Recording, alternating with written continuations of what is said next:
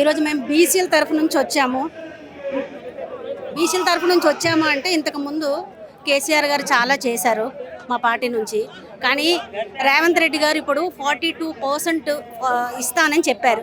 ఎలా ఇస్తానని చెప్పారో అర్థం కావట్లేదు. ఎందుకు అంటే 50% అనేది మొత్తం రిజర్వేషన్స్లోనే ఉంది టోటల్గా. మరి మిగతా వాళ్ళకి ఏం రిజర్వేషన్స్ ఇస్తారు? 42 ఓన్లీ బీసీకి ఇస్తే. కాబట్టి మీ వాగ్దానంలోనే ఫస్ట్ ఉంది. ఏముంది 42 అని ఎలా అంటే నోటికి ఏదొస్తుంది మాట్లాడేశారు. అంతేగాని ఈ రిజర్వేషన్స్ ఎంతవరకు ఇంప్లిమెంట్ అవుతాయి, ఈ రిజర్వేషన్స్ మేము కల్పించగలమా లేదా అనేది ఆలోచన లేకుండా ఒక ఓట్ బ్యాంక్ కోసం వాళ్ళు ఏం చేశారంటే వచ్చి వాళ్ళేమో ఇలా చేశారు. సో ఇప్పుడు రేవంత్ రెడ్డి గారు ఈ మాటకి ఎలా నిలబెట్టుకుంటారో చూడాలి. కేవలం ఎన్నికల్లో గెలవడం కోసమే హామీలు ఇచ్చిరా, వాగ్దానాలు చేసిరా అనుకోవచ్చు? అవునండి, ఎందుకంటే అది చట్టబద్ధత లేదు కదా 42%. ఎందుకంటే టోటల్గా 50% కదండి. మరి మిగతా వాళ్ళకి ఎస్సీ ఎస్టీ మరి మిగతా వాళ్ళ రిజర్వేషన్ సంగతి ఏంటండి? మరి వాళ్ళకు కూడా ఇవ్వాలి కదా. అది కోర్టు ఆమోదము మొత్తము చట్టబద్ధత జరిగిన తర్వాత చూసుకొని హామీలు ఇవ్వాల్సింది. ఇప్పుడు హామీలు ఇచ్చిన తర్వాత ఇప్పుడు తమిళనాడులో, మన పక్క రాష్ట్రమైన తమిళనాడులో ఏమైందంటే ఇటువంటిదే జరిగినప్పుడు వాళ్ళు ప్రత్యేకంగా ఒక సెక్షన్ పెట్టి దానికోసమని ఆ యాక్ట్లో ఇది పొందుపరిచారు. అలా ఏమైనా చేయగలుస్తుందా ఈ ప్రభుత్వం? అలా చేయగలుస్తుంది. అంత పీక్ స్టేజ్కి వెళ్తే వెల్ అండ్ గుడ్, మేము కూడా స్వాగతిస్తాం. కానీ అది అవ్వదనే చెప్పే కదా మిగతా వాళ్ళందరూ ఊరుకున్నారు. మరి వీళ్ళేమో ఇట్లా చేశారు అంటే వీళ్ళకి ఎంత కెలాబర్ ఉందనేది దీన్ని బట్టి తెలుస్తుంది. మీరు వాగ్దానం ఎందుకు చేశారు? ప్రజల కోసం చేశారా లేకపోతే ఓట్ల కోసం చేశారా అనేది ఇప్పుడు మీకు ప్రజలకే తెలుస్తుంది. అదే చెప్తున్నానండి, ఇది ఫేక్ కదండి. ఇప్పుడు ఇటువంటి వాగ్దానాలు అనేవి మీరు ఓన్లీ ఎలక్షన్ స్టంట్స్ కోసం చెప్పడం కాదు, ప్రజల కోసం చెప్పాలి. 60% తెలంగాణలో ఉన్నారు బీసీలు. కాబట్టి మా అందరి పరిస్థితి ఏంటి? కాబట్టి మీరు చెప్పారని చెప్పేసి ప్రతి ఒక్కరికి కొంతమంది అవగాహన లేని వాళ్ళు కూడా చాలా మంది ఉన్నారు. ఏంటో అనేది కూడా తెలియదు. ఎందుకంటే మేము కొంచెం చదువుకున్న వాళ్ళం కాబట్టి కొంచెం అది పొలిటికల్గా టచ్. నాకు కూడా ఎంఏ, నేను పొలిటికల్ సైన్స్ అండి. సో అందుకోసం అని చెప్పి కొంచెం అనాలిసిస్ చేసి చెప్పగలుస్తున్నాను. ఎందుకంటే ఎవరికి వచ్చిన మాటలు వాళ్ళు చెప్పడం కాదు, దానికి కరెక్ట్గా మనకి రెగ్యులేటరీ చట్టం ఉందా లేకపోతే మనం ఎట్లా మాట్లాడుతున్నాం అనేది కొంచెం రాజకీయ నాయకులు కానీ ఎవరైనా సరే మాట్లాడే ముందు ఆలోచించి మాట్లాడాలి. అంతేగాని ఏదో ఒకటి చెప్పేస్తే ప్రజలు ఇంతకు ముందులా కాదండి. ఇప్పుడు డిజిటల్ మీడియా చాలా పెరిగింది. ఈ డిజిటల్ మీడియాలో ఏం చేస్తారు? ప్రతిదీ ఎవ్రీథింగ్ ఎవరీవన్ నోస్. సో అందరికీ అన్నీ తెలుస్తున్నాయి. కాబట్టి కొంచెం ఆలోచన చేసి మాట్లాడి దయచేసి వాగ్దానాలు ఇచ్చే ముందు ఇవన్నిటిని చూసుకొని కొంచెం వాగ్దానాలు ఇవ్వండి. అంతేగాని అమలు కాని వాగ్దానాలు చేసి ఏం లాభం అండి? ప్రజల్ని ఇబ్బంది పెట్టడం, వీళ్ళు కన్ఫ్యూజ్ చేయడం తప్ప ఇంకా రెండోది అయితే ఏమీ లేదు. నాకు తెలిసినంత వరకు ఇది జరిగే పని అయితే కాదండి 42% అనేది. ఎందుకంటే ఇప్పుడు నేను ముందే చెప్పాను ఇవన్నీ. కాబట్టి రేవంత్ రెడ్డి గారు కానీ ఎవరైనా రాజకీయ నాయకులు ఒక ఆలోచన చేసి చెప్పాలి. కేసీఆర్ గారికి ఆలోచనలు లేవా? ఉన్నాయి. కానీ అతను ఏంటంటే ఒక చట్టపరంగా వెళ్తారు కనుక అంత తొందరగా వాగ్దానాలు చేయరు. ఆయన హయాంలో కూడా చాలా వరకు ఆయన ఇచ్చారు. ఎంబీసీ చైర్మన్ తాడూరు శ్రీనివాస్ గారికి ఇచ్చారు, అట్లనే మేయర్ బొంతు రామ్మోహన్ రావు గారికి ఇచ్చారు. అట్లా బీసీలకు ఇవ్వలేదనేది లేదు, ఆ ప్రభుత్వంలో కూడా ఇచ్చారు. బట్ కాకపోతే ఏంటంటే ఈయన వాగ్దానాలు అనేవి అంత యాక్సెసిబిలిటీ కాదు ప్రజలకి. ఎందుకంటే వాగ్దానం చేసేటప్పుడు మనం పబ్లిక్ ఫిగర్ అయినప్పుడు మన తాలూకా మాటలు ఎంతవరకు వెళ్తాయనేది కొంచెం మనం ఆలోచన చేయాలి, ఆలోచన చేసి మాట్లాడాలి. అంతేగాని ఎప్పుడో పూర్వం రోజుల్లో లాగా ఇప్పుడు కూడా మాట్లాడతామంటే ప్రజలు అందరూ ఎడ్యుకేటెడ్.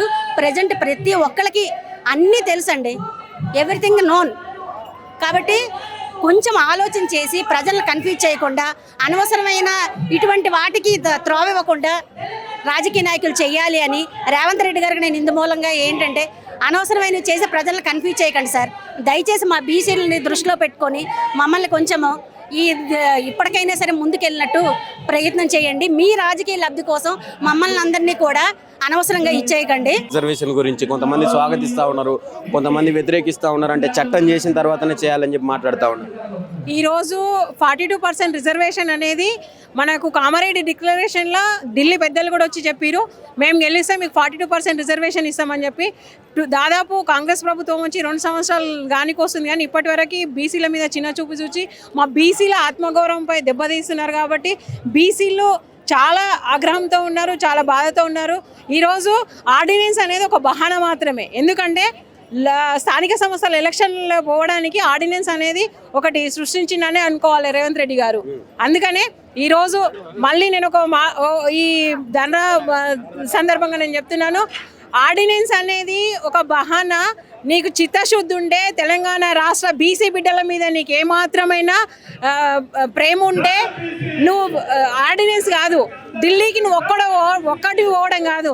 మొన్న అసెంబ్లీలో ఆల్ పార్టీసు 42% రిజర్వేషన్ ఈయనకి ఆమోదం తెలిపినప్పుడు అఖిల పక్షాన్ని తీసుకెళ్ళి అక్కడ కూర్చొని మన మోడీని ప్రధానమంత్రి కానీ బడేబాయ్ అన్నారు కదా, మరి అంటావు కదా, మరి నా రాష్ట్ర బీసీ బిడ్డలకి 42% రిజర్వేషన్ కల్పించు, అఖిలపై ఆల్ పార్టీస్ ఆమోదం తెలిపిరని చెప్పి నువ్వు అక్కడ కూర్చొని 42% రిజర్వేషన్ తీసుకొచ్చిన తర్వాతనే కదా ఇప్పుడు బీసీల తరఫున మహాధరణ కార్యక్రమంలో ఢిల్లీలో కూడా కూర్చున్నాడు ఆ బీసీలతో పాటుగా రేవంత్ రెడ్డి గారు. ఇక్కడ అసెంబ్లీలో అంటే మన తీర్మానం చేసి కేంద్రానికి పంపిండు. ఇంకేం చేయమంటారు? ఇప్పుడు ఆయన చేసేది అన్ని ఒక ముఖ్యమంత్రిగా చేసినా అని చెప్పి మాట్లాడుతూ ఉన్నాడు. కాదు, ఇవన్నీ కాదు. ఆయన ఇంకా చిత్తశుద్ధితోన బీసీల కోసం చేయాలనుకుంటే వేరే రకంగా చేయాలి.